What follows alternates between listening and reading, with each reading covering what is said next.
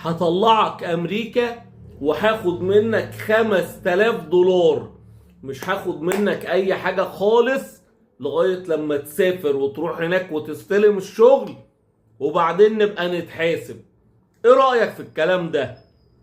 تعالوا بينا نصلي على النبي عليه الصلاة والسلام، ونعمل شير ولايك وكومنت، ونوصل فيديو لكل واحد عايزين ان هو يستفيد معانا. وتعالوا نشرب كده ايه شفطة صغيرة واكمل لكم الموضوع. بسم الله.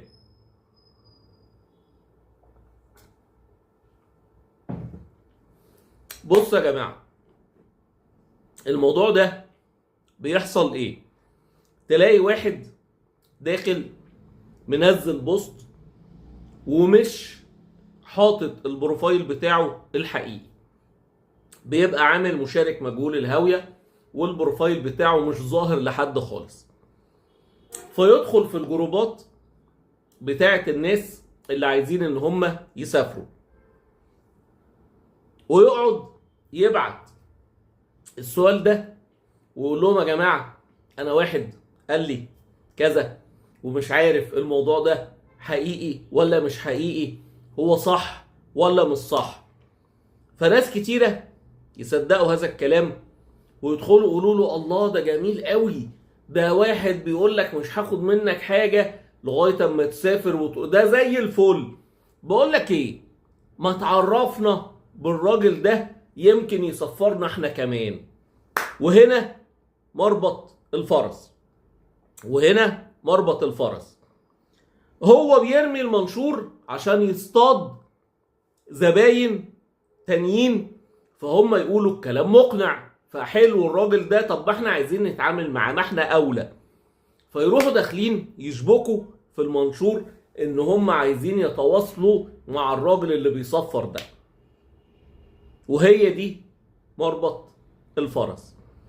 يقول لهم طيب ماشي، خد يا عم ده الايميل بتاعه، ده رقم الموبايل بتاعه، ده الواتس بتاعه، المهم طريقة تتواصل معاه ويقول لك نفس الكلام ويبتدي معاك، وبعد كده يروح طالب منك مبلغ حوالي $1000 او حسب بقى ما هو بيقول لك $2000، ويروح قايل لك دول عشان اجهز لك بيهم شوية اوراق وشوية مصاريف. وتبتدي هنا الحركة بتاعت النصب، ان هو يبتدي يعشمك ويطمعك، وانت حابب فكرة ان انت تسافر، تصدق الكلام، تدخل على البوست الفيك اللي مش مظبوط اللي مكتوب، فيبتدي ان هو يصطادك، فيطمعك ويقول لك خلاص انت اهو مسافر بس اديني شوية فلوس عشان اخلص لك الوقت. والكلام ده حد بعتولي وكان بيحكي لي عليه، فحبيت اقول للناس خلي بالك، اللي بيبقى عايز ينصب عمره ما هيقدر ان هو ينصب على حد الا لما يكون طماع. اوعى تبعت فلوس لحد، اوعى تدي بياناتك البنكية لحد، اوعى تصدق حد ان هو هيمشيك في طريق مش مظبوط عشان يسفرك او يعمل لك اوراق بايظة او اوراق مضروبة. خلي بالكو، النصاب عمره ما هيعرف يجيلك لو انت واخد بالك من حاجتك. لو انت حاطط الموبايل في جيبك كده وماشي، وارد قوي ان اي حد يمد ايده ياخده. لو انت حاطط الموبايل في شنطة وقافل عليها وماسكها كويس، محدش هيعرف ان هو ياخده منك. دايما اللي بينصب او اللي بيسرق بيشوف السهو اللي حصل عندك انت، واول ما انت تسهى هو هوب يروح اصطادك وياخد فلوسك وياخد تعبك وشقى عمرك. ويمكن تكون قايل لامك وابوك وبايعين حته ارض وبايعين الذهب اللي عند الحاجه عشان يعرف يجمع مبلغ زي ده.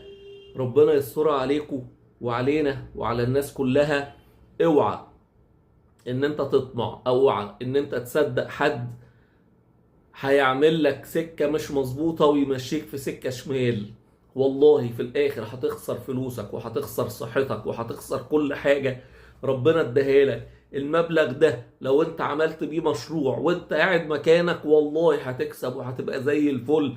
لما تروح تدفع لواحد 5000 دولار او 1000 او 2000، والله في ناس بتعمل مشروع بمبالغ اقل من كده.